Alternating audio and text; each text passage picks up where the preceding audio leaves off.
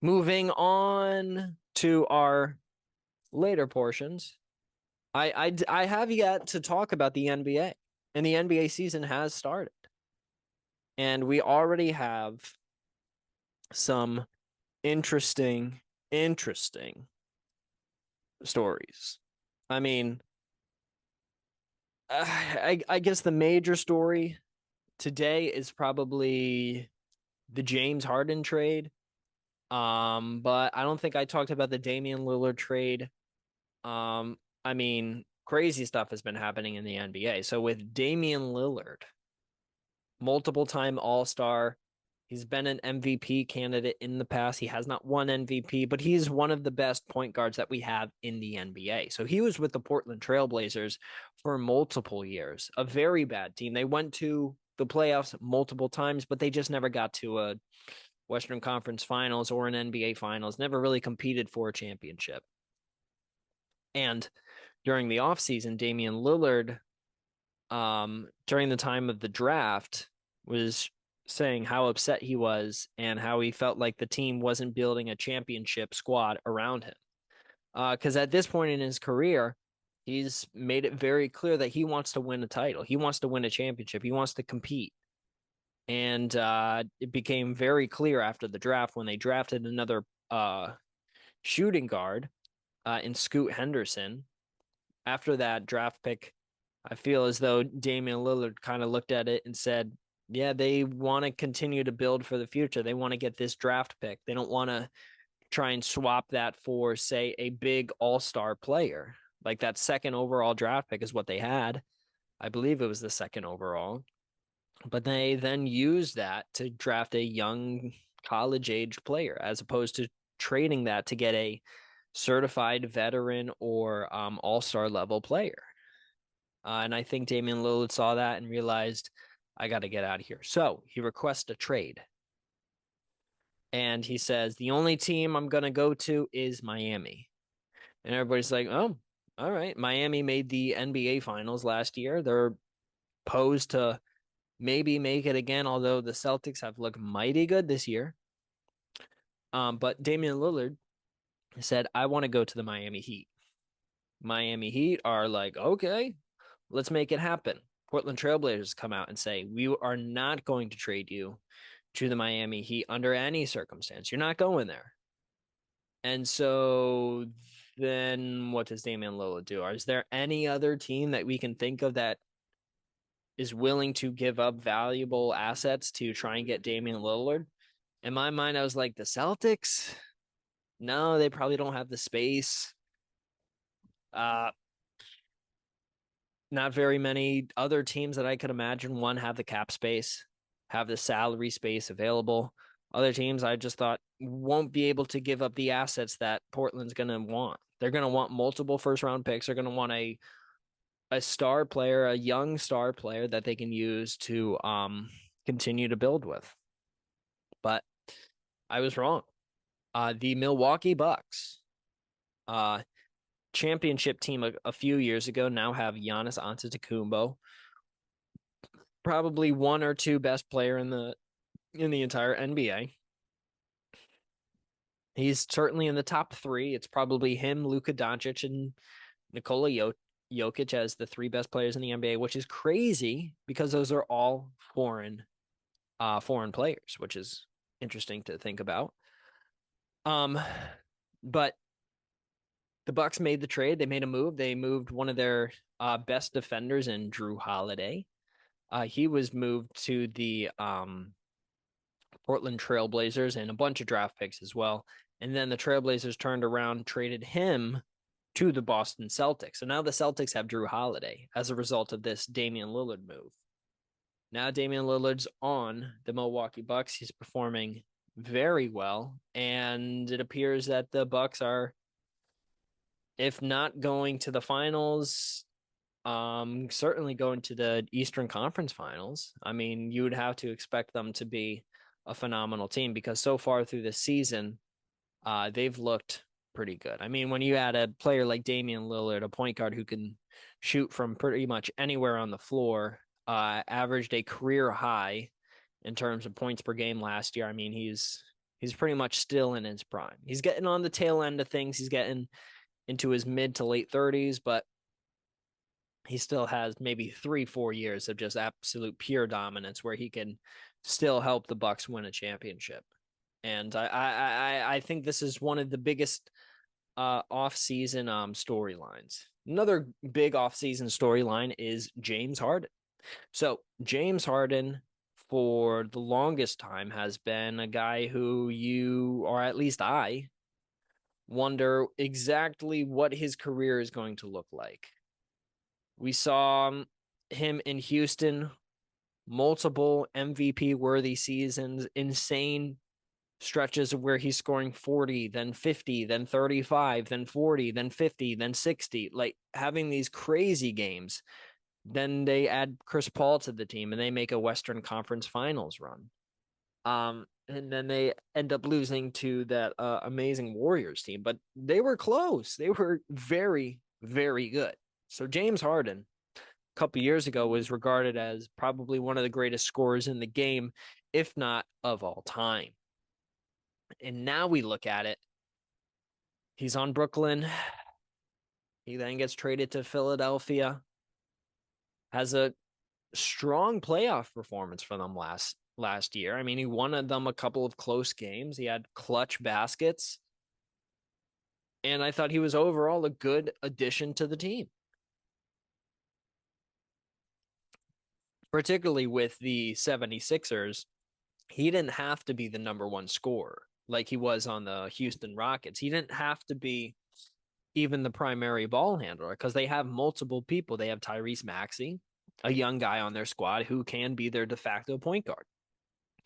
So James Harden was more of an assist man last year.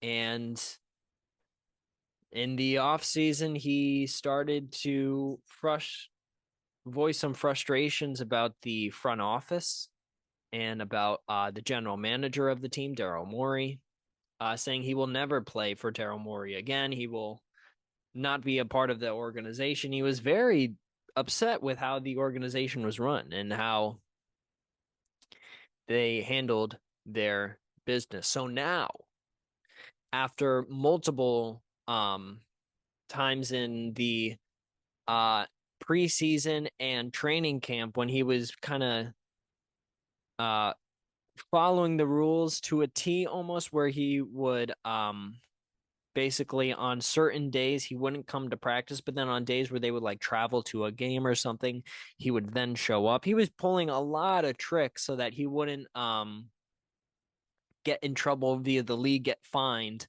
for not being with his team, but he was still basically protesting and kind of outwardly saying to us, the fans, I don't want to be a part of this team. And now, recently, we have him getting traded. So he got traded to the Los Angeles Clippers, and now he gets to be a part of his former teammates that he used to have. So Kawhi Leonard, Russell Westbrook, Paul George, and James Harden, all from Southern California, now all get to play with the Clippers together. I'll be really interested to see how they all play together. PJ Tucker was also a part of this deal as well, but the main thing here is obviously James Harden. Westbrook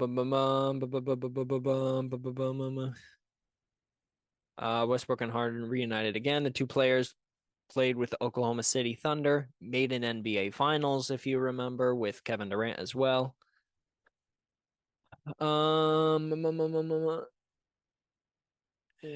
Asked by a reporter in the locker room how excited he is, Harden replied, "You don't understand." Really? You don't understand. The expectation is that the trade will become official on Wednesday. Still, Harden and Tucker will likely not suit up for that evening's game against the Los Angeles Lakers.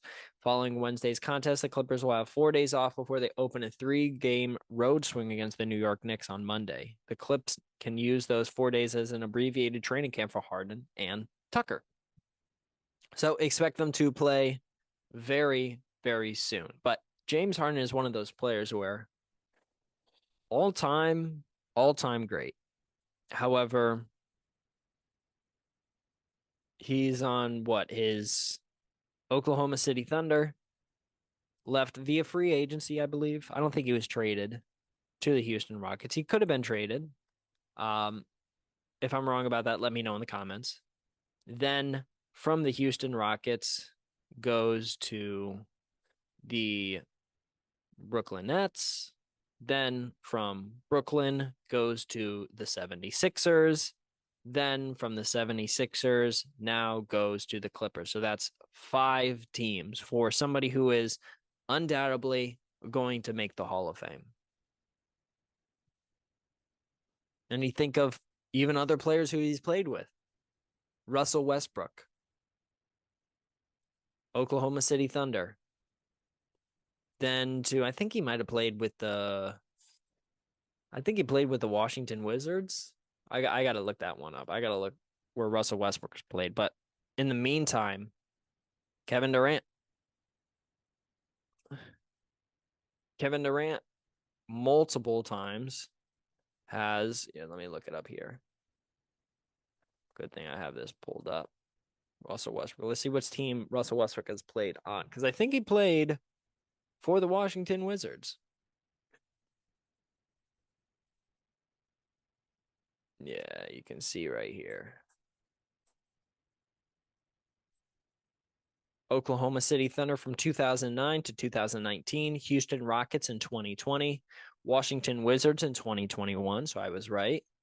Los Angeles Lakers 2022 and 2023, now to the Los Angeles Clippers. So he's also played for 5 teams as well. And he's kind of a guy who has been seen as in years past, that year where he averaged a triple-double. He was kind of seen as a ball hog. He led the league in during these years. I mean, you see right here, over 5 turnovers a game. I mean, he did lead the league in points and had averaged a triple-double with 11 rebounds and basically 10 assists. So, I mean, fantastic numbers, but the team was not all that super special. But then you go to Kevin Durant. Kevin Durant now on what, his 3rd team, right? While we're here, let's just go to Kevin Durant. He should be on his 4th team. He's on his 4th team. Yeah, you see, obviously, well, this Supersonics to the OKC Thunder is basically one team, right? Then he goes to the Warriors in 2017. Then he goes to the Brooklyn Nets from 2021 to 2023. They got very close to making an NBA Finals run. And then last season gets traded to the Phoenix Suns. And now the Phoenix Suns look pretty good.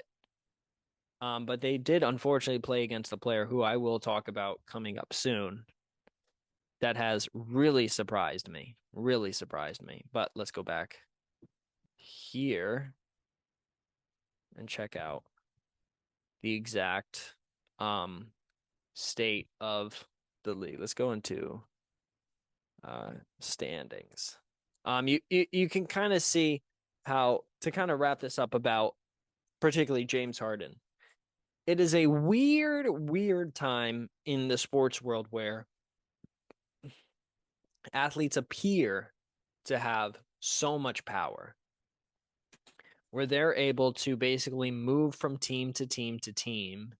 I mean, in James Harden's case, he's gone all over the country. And I mean, you look at those other players who are on that Brooklyn Nets team: James Harden, Kyrie Irving, and Kevin Durant. The 3 best players on that team have been on multiple teams. Kyrie Irving, another one. Started off with the Cleveland Cavaliers, won a championship with them. Very important in that 2016 NBA Finals. Then goes on to the Boston Celtics. Played well for them. He was not terrible for them, but kind of got a little weird towards the end. They cut ties. Boom. Goes to Brooklyn. In Brooklyn, he was not awful. However, there was that issue with, during COVID, they would not allow him to play. And so then that caused a whole other issue for him. Now he is in Dallas with Luka, which I thought was at the time, I thought it was going to be very, very important for the Mavericks. And he has not been as good as I had hoped he would be, but he certainly hasn't been bad for them at all. Um, I just think that for whatever reason, that OKC team and those guys from there, Harden, Westbrook, and Durant, as well as Kyrie Irving, these are kind of guys who are very interesting. I mean, you see LeBron, yeah, he's changed teams multiple times as well, but it kind of was on his own volition.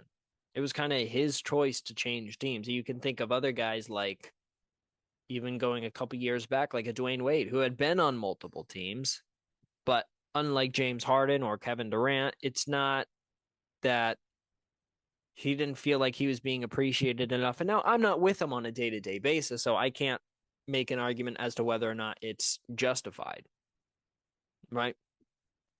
But I do think it is important to discuss and to talk about um, the fact that these groups of players, Harden, Durant, Westbrook, Kyrie Irving, are moving around quite a lot because it's a new trend in the NBA. Anyways, James Harden moved to the Los Angeles Clippers, currently 3-1. And their differential is pretty crazy, plus 16.5 points, which is currently the best in the NBA. So props to them. All right, now let's look at ESPN.com, a little bit of the power rankings. So we got Denver Nuggets, who have looked pretty good, Boston Celtics, Milwaukee Bucks, off to a strong start, coming together for a pair of wins over Eastern Conference contenders in Philadelphia and Miami. But the Bucks also realize it will be a work in progress before the team fully finds its cohesion, especially on defense, where the Bucks ranked 25th in efficiency through the first 3 games. So yeah, Damian Lillard, not a great defender. Terrific, fantastic offensive player, but on the defensive side, he lacks. Then after that, Phoenix Suns, who unfortunately they did add Bradley Beal, hasn't played yet this season because of a back injury. Even though when I do think he comes back, I don't think he really puts this team over the edge over anybody else in the Western Conference. Another big move in the offseason, Chris Paul to the Golden State Warriors. In the preseason, I saw a couple of clips, a couple of highlights.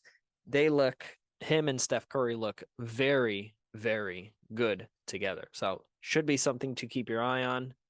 The Golden State Warriors are looking very, very good. And Steph Curry's playing phenomenal so far.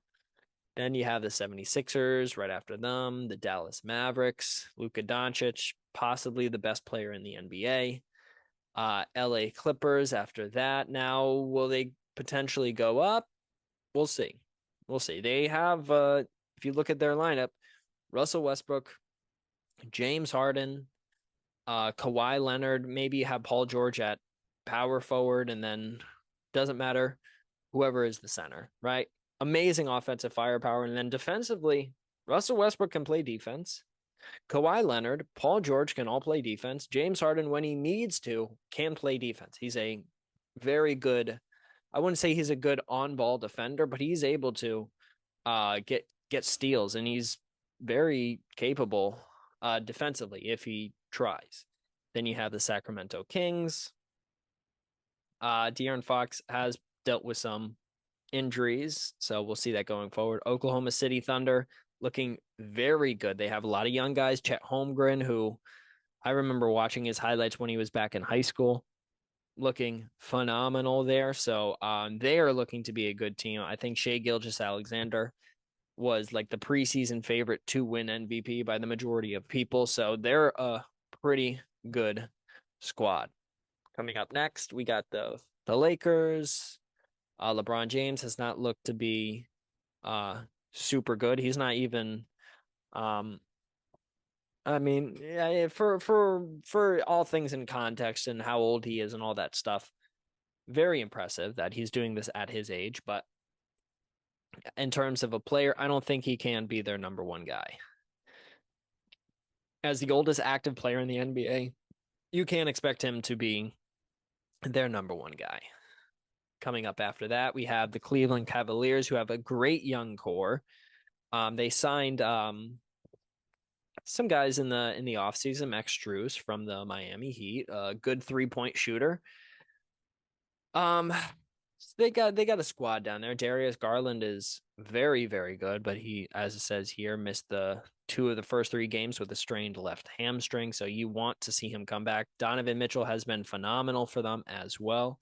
I bet they're very glad that they completed that trade. Coming up next, Indiana Pacers, Tyrese Halliburton looking very good. I mean, you see what the Pacers are doing. They're very good. Very good. They have really good numbers. The Atlanta Hawks are next. DeJounte Murray, probably a good addition to the team. They did trade away John Collins in the offseason. So be on the lookout for them. See if maybe Trae Young and DeJounte Murray can become a good 1-2 punch. Then we got the Orlando Magic, the New York Knicks, the Miami Heat. Coming up right there, the Detroit Pistons, the Timberwolves, and so on and so forth. Brooklyn Nets coming down here. Cam Thomas has looked very, very good. Scored at least 30 points in all 3 games so far and is shooting 61% from the floor. I think him and I think he's the youngest player since Shaq to like start off the season with 2 straight games of like 30 plus points. So he's breaking records. He's looking very, very good. And then want to get down. There's one particular team that I want to talk about. San Antonio Spurs. Particularly Victor Wembanyama. You see right here, they say, and in the Spurs overtime win against the Rockets, Wembanyama finished with 21 points, 12 rebounds, 3 blocks, 3 steals. He became the first Spurs rookie since Tim Duncan to have at least 20 points, 10 rebounds, and 3 blocks in a game. And the first to have a 20-point double-double in his first 2 career games since David Robinson in 1989. He's looked phenomenal.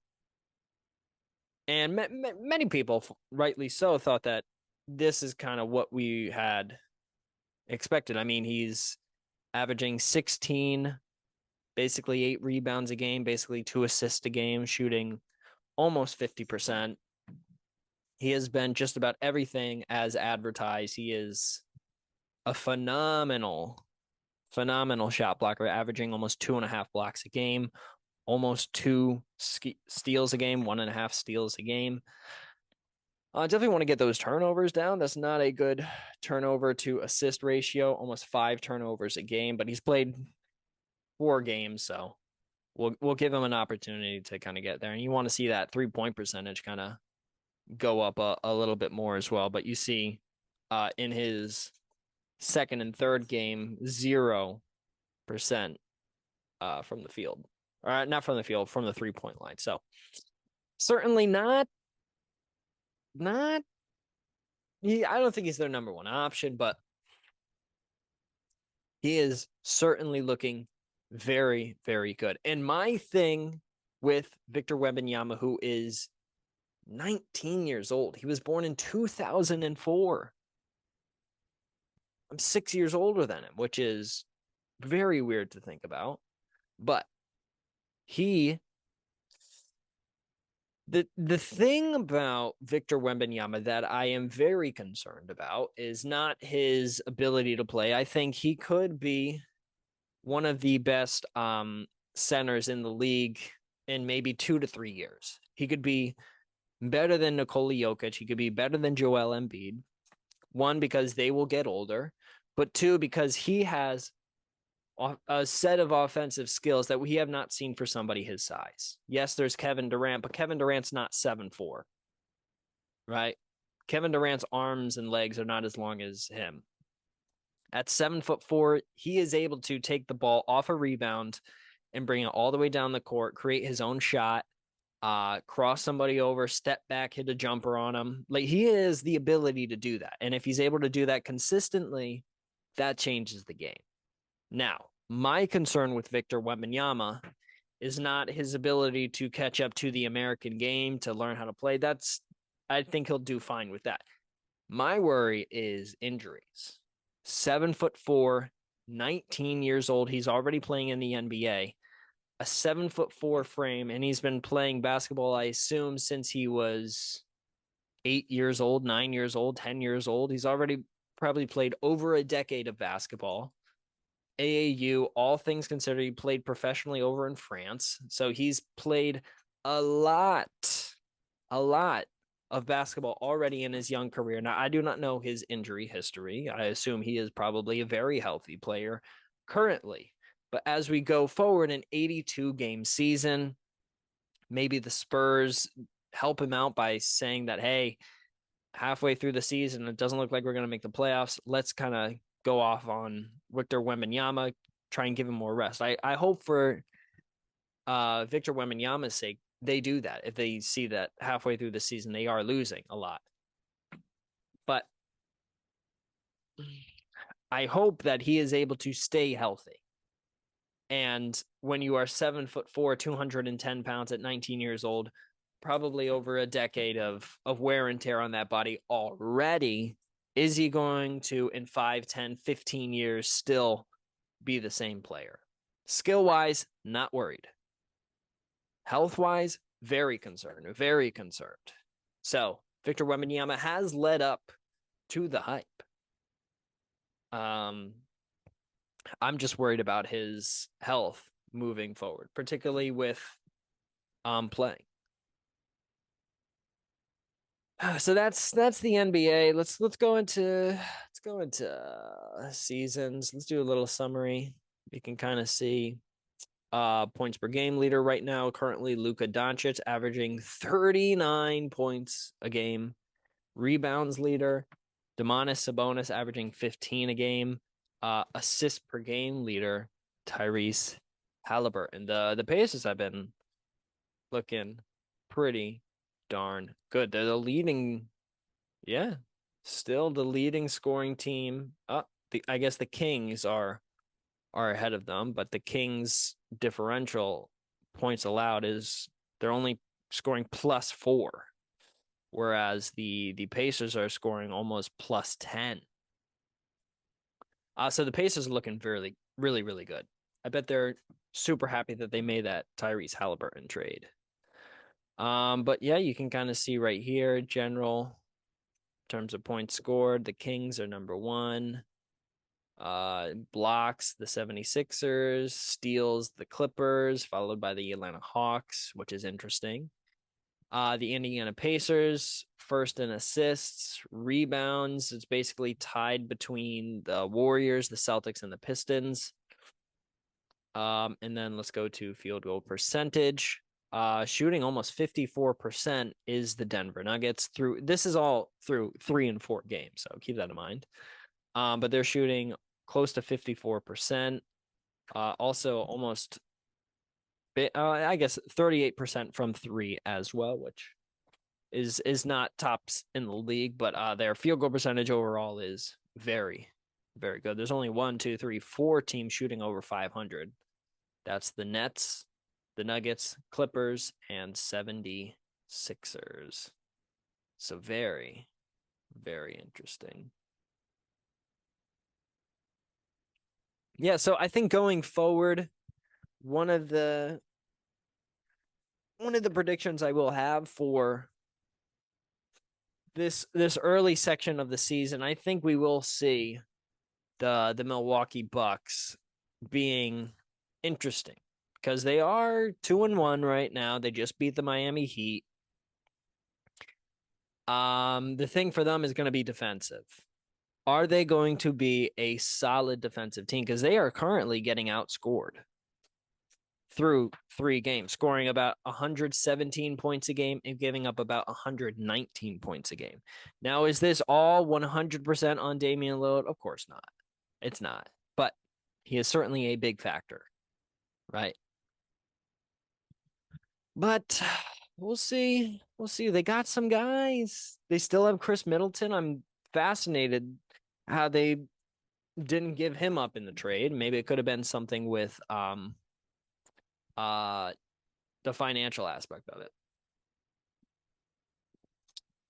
I'm not sure. But as we go forward, you look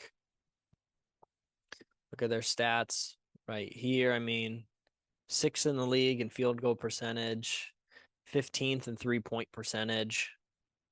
You look at Giannis averaging 27, 10 rebounds and 3 assists, including a steal and basically 2 blocks a game. He's going to be pretty good for them, although he is shooting almost 15% from the 3-point line. Not ideal. 55% from the field, though, so that's good. Averaging 18, basically 19 shots a game overall, and about 2 threes per game. So that's a good distribution, especially if he's hitting less than 15% of those 3-pointers. Damian Lillard shooting just under 40%, so not ideal for him. Shooting 15 shots a game and only making 6. Attempting 9 3-pointers a game, hitting about 2.7, which is good for just about 30%. So give them some time. This is literally the only other team Damian Lillard has ever played in the NBA for. It's going to take him some time to get used to this. He's 33 years old. I do not think they're going to have any problems by the end of the season. If these two guys can stay healthy and Chris Middleton can stay healthy as well, I'm surprised he's only averaging about 17 minutes a game, but I assume that's probably good for him. I mean, you see Malik Beasley up here. Very interesting. Let's go to, can you get per 36 minutes? So who's their leading scorer per 36 minutes? This guy, all right.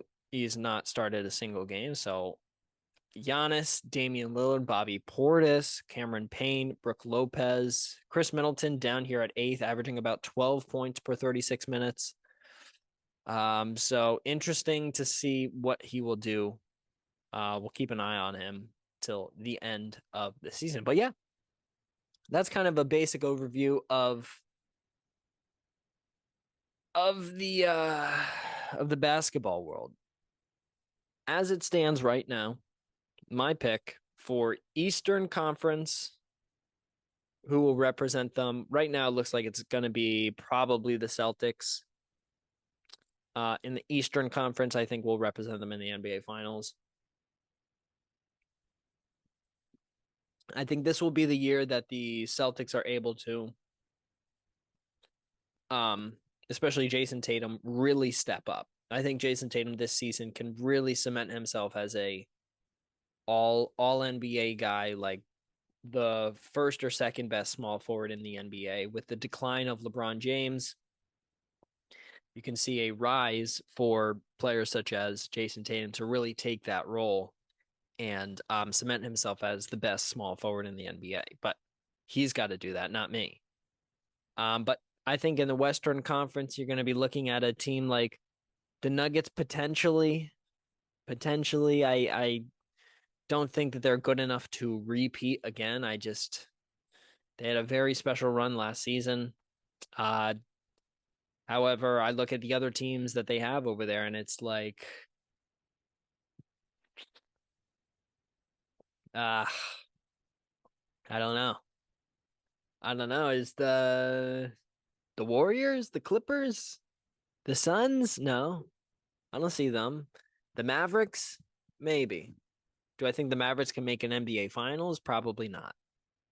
Probably not. But if I were looking at teams right now, I think we could potentially have the Nuggets, the Warriors, and the Mavericks as a outside shot. But I think the Warriors, with the addition of Chris Paul, at this point in his career, he wants to win an NBA title. And Steph Curry has been playing phenomenal so far this season. If that team can stay healthy, they got the pieces. They do. They do.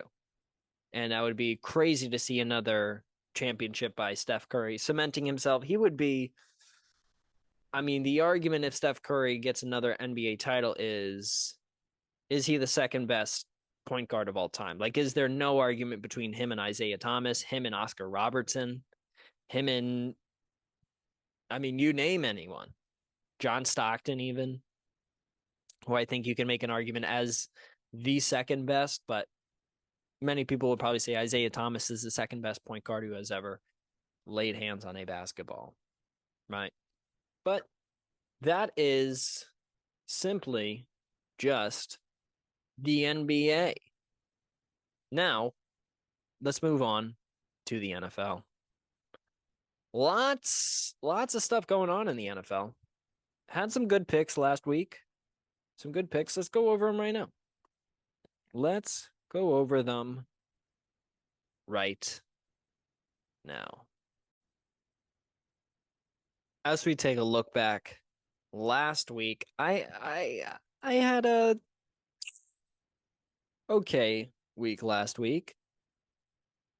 Here's what I had. All right, so what I got right, as you can see here, I put out a tweet with all my picks, so you can fact check me that I'm not lying. I had the Bills here. Bills, I was right. Then you see Cowboys over Rams, I was right as well. The Saints over the Colts, I was correct. Dolphins over the Pats. I had Jets. I had the Jags here over the Steelers. Eagles over the Commanders, although this was a very close game. Very close game. I think the Commanders are a pretty legit team, even though they've made some massive moves, which we will talk about in a few minutes. But then I believe I had the Ravens over the Cardinals. This was one of the upset games that I thought could potentially happen. I was more confident in the 49ers though. But Joe Burrow has seemed to look back to his normal self. And then that final game, the Chargers over the Bears. I surprisingly, I forgot completely about the Monday night game. But I would have easily picked the Lions. That defense is 100% legit, and now it looks like they have a run game. So that's good for them as well. But kind of diving into it right here, I think the Commanders can be a legit team, but the thing about the Commanders is they just traded away two massive pieces. And one of those went to a contending team, a team in which I thought will, I mean, I still think, will win the Super Bowl. All right. The Washington Commanders expected more from their defensive line and by proxy their ability to contend for the playoffs in 2023. With a losing record and a front that has failed to live up to expectations, the Commanders took a sharp turn at Tuesday's trade deadline, offloading two former first-round picks, Montez Sweat and Chase Young. At one point, the Commanders wanted to build around a line that also included fellow first-rounders Daron Payne and Jonathan Allen at tackle. But after lackluster results and with numerous holes elsewhere on the rosters, they opted to go in another direction, adding future assets while continuing to believe, according to team sources, they can compete this season. Washington received a high second-round pick from the Bears for Sweat and a third-round choice for Young, the second overall pick in 2020 from the San Francisco 49ers. That just third round for Chase Young? I know he hasn't been completely healthy. Yeah, this means that the Commanders have future assets. So they now have 3 draft picks among the top 50 in 2024 and 5 in the top 100. The Commanders also have glaring needs along their defensive line and could use the help in their back 7 on defense, among other spots. They also have approximately $90 million in cap space. Okay. Interesting. Yeah. Why did they trade both defensive ends? Both would be free agents this offseason, and based on these moves, the team no longer wanted to invest as heavily in one position group. Now, one source says the Commanders can build a more balanced roster through spending and draft picks. Washington already had paid 2 other first-round picks along the front in Payne and Allen. The group was supposed to provide the foundation for defensive success. But Rivera was honest when asked whether they played to the level he anticipated. Not consistently enough, he said. Yikes. Yeah, they had not been as good as you would have hoped. But moving forward, this is a interesting move, to say the least, for this squad of folks. So that's an interesting trade. The 49ers get better. And the Bears get better as well, but I mean, yeah, 49ers move is pretty crazy. The other news in the NFL is the firing of the Las Vegas Raiders coach. I mean, this is one you probably would have expected because they have been so bad, but Josh McDaniels has been in the NFL world while we were all asleep, especially on the East Coast time zone. The Las Vegas Raiders here, just 25 games into a 6-year contract worth somewhere near $60 million. Josh McDaniels has been canned as the Las Vegas Raiders head football coach, and alongside of him, sent packing his GM, Dave Dolph Ziegler. Yeah. Now, I will say that this was certainly surprising to all of us whenever we awoke this morning. A 6-year deal, especially with Mark Davis and how the Raiders kind of have been run, not saying financially, but financially, you would think they would not get out from underneath a $60 million contract with $40 million roughly still owed after this season to a head coach. Mark Davis couldn't take it anymore. Now, yesterday, whenever we were asked, does Davante Adams need to command a trade to get the hell out of town? We thought to ourselves, the natural thought would be, are the Raiders going to figure this out over the next couple of years while Davante Adams is on contract? Do we think the Raiders are going to fire the head coach maybe after the season? Maybe fire the GM? And it was almost felt like we were being sports media people, just being direct. Like, are they going to fire the GM? Are they going to fire the coach? He's only 25 games into this thing. He's got a 6-year deal. Are they going to do? Mark Davis said, yeah.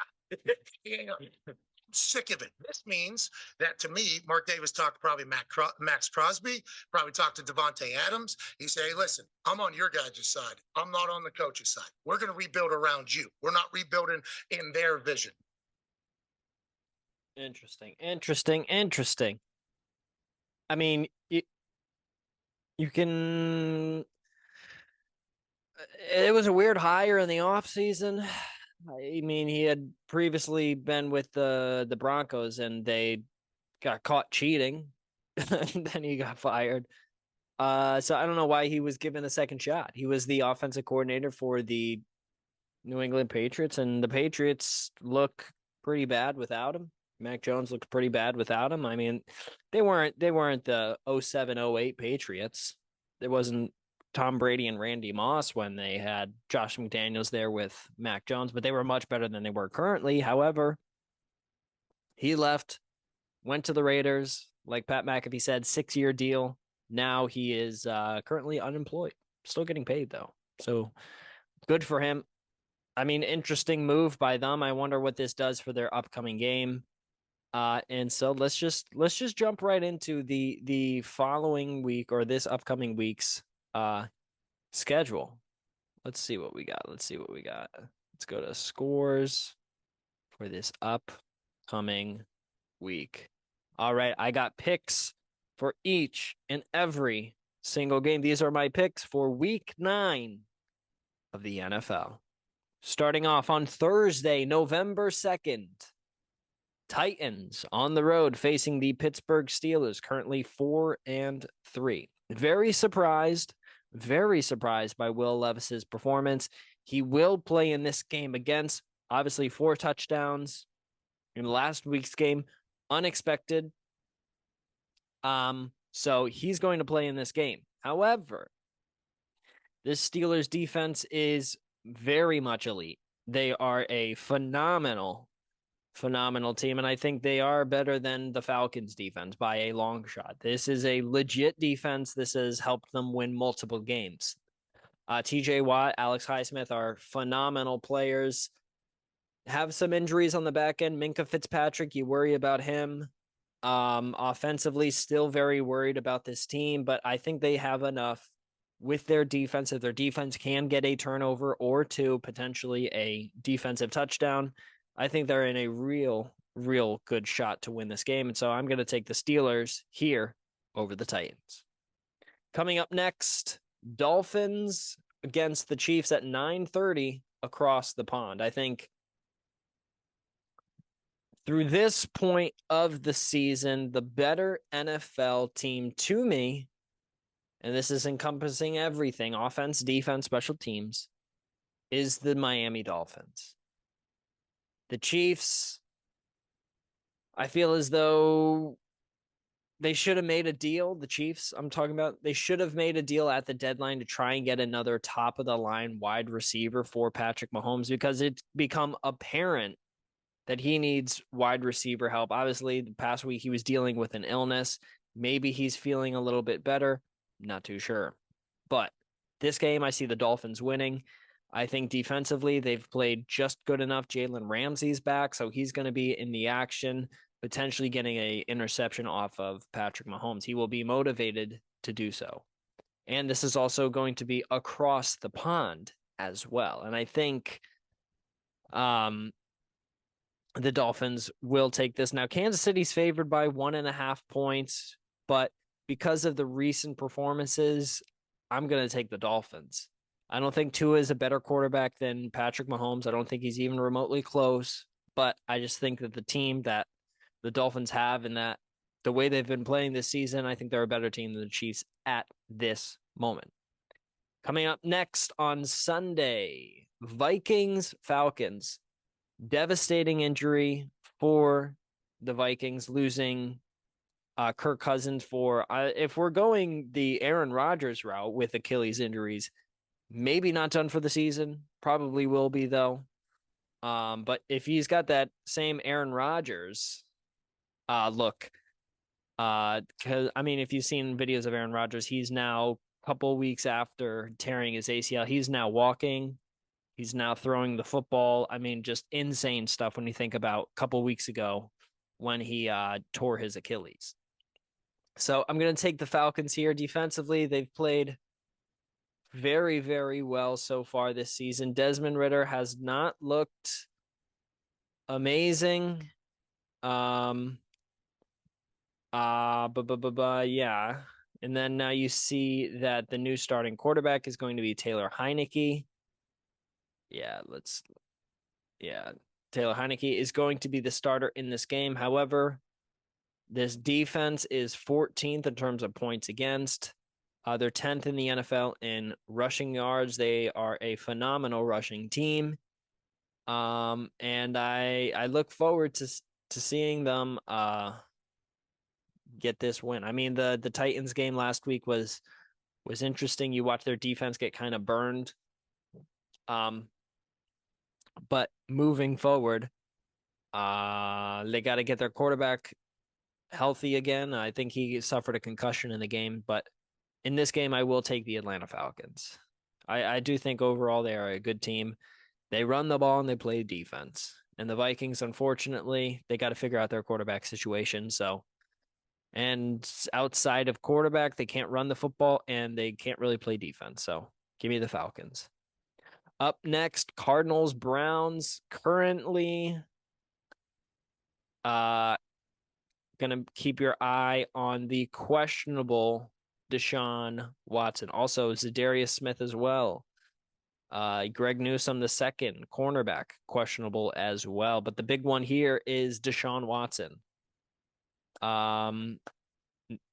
Needless to say, I still think Deshaun Watson. I still think the Browns will win this game, but I think it will be potentially a close game.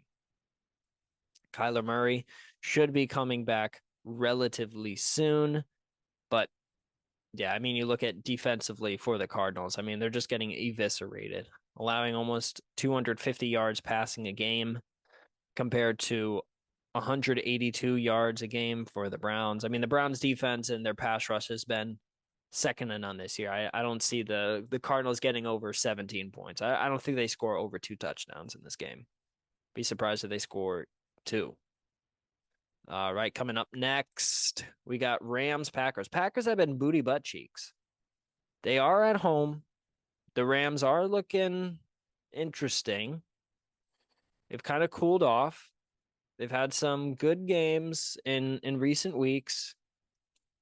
The game against the Steelers, not their best game. That was at home. They lost to the Steelers. Played close against the Eagles though. But they're just an offensive team. You see right here. Passing wise, they're solid. Defensively, they give up crazy yards and crazy points as well. I mean, 43 points to the Cowboys on the road, not your best performance. However, this offensive performance by the Green Bay Packers so far this season has been absolutely atrocious. They are, I mean, just look at points for 140 compared to 175 for the Rams.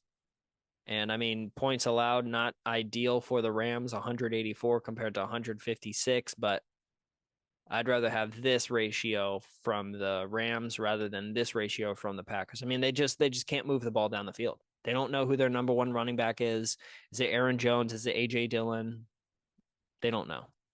I'm going to take the Rams here, winning on the road. Commanders, Patriots. Commanders, I'm interested in them. I'm now interested in them. But I'm going to take the Patriots here. At home. Commanders are just going to be reeling off of this. It's going to be a weird week at practice. I'm going to take the Pats here. I don't think they win by very much. Maybe 3 points, maybe a field goal. But going to take the Pats here. And I don't think the Commanders season is over. I do, however, think they will not beat the Patriots. So Patriots will be 3-6, which is crazy to think about for me, because I remember growing up and they were 6-3 most years at this point. All right, coming up next, Saints, Bears. Bears are absolute booty butt cheeks. I mean, Justin Fields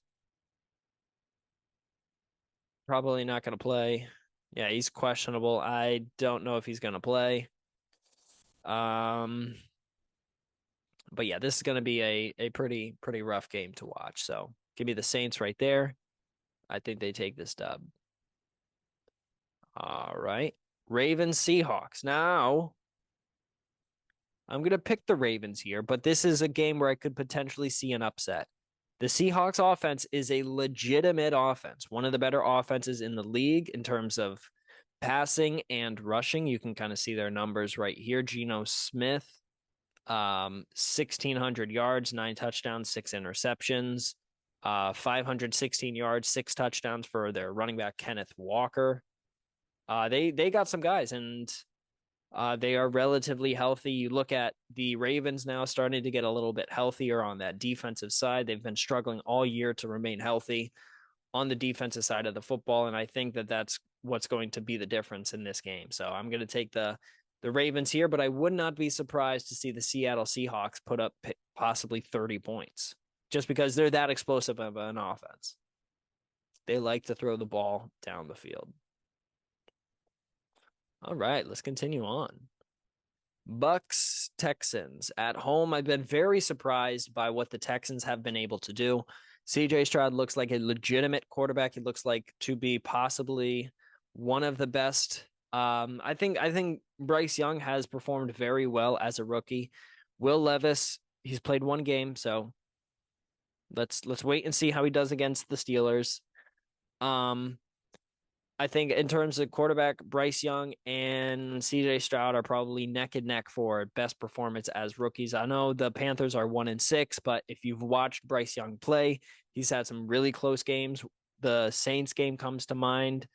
He's had some very good drives late in game that I've been very impressed with by seeing him. It's just that the Panthers suck big, fat booty cheeks. So not exactly his fault, but going back to the Texans and the Buccaneers, I could possibly see that the Texans win this game, possibly by a touchdown. I worry very much about the offensive firepower of the Buccaneers. But hopefully for my fantasy team, Mike Evans scores 2 or 3 touchdowns because I greatly, greatly need it. I'm currently sitting at 500. I'm first in my conference. We're in an 8-man league. I'm currently first in my league, but 4-4. Potentially might not make the playoffs if I lose another game. So I gotta get it together. I got Lamar Jackson, I got Aaron Jones, I got Jonathan Taylor, Tyreek Hill, Mike Evans, Michael Pittman Jr., Cole Kmet as my tight end, and then defensively, I think I have the Bills or something. I pretty much change my defense week to week based on who's going to play. Basically, the worst offense. Basically, whoever plays the Giants. It's kind of It's kind of my strategy. But anyways, going back here, Texans gonna see some struggle against the Buccaneers defense, but I think that this Texans defense is good enough to hold the Buccaneers. I think the Texans win here at home. All right, moving on. Colts, Panthers. Give me the Colts. Jonathan Taylor.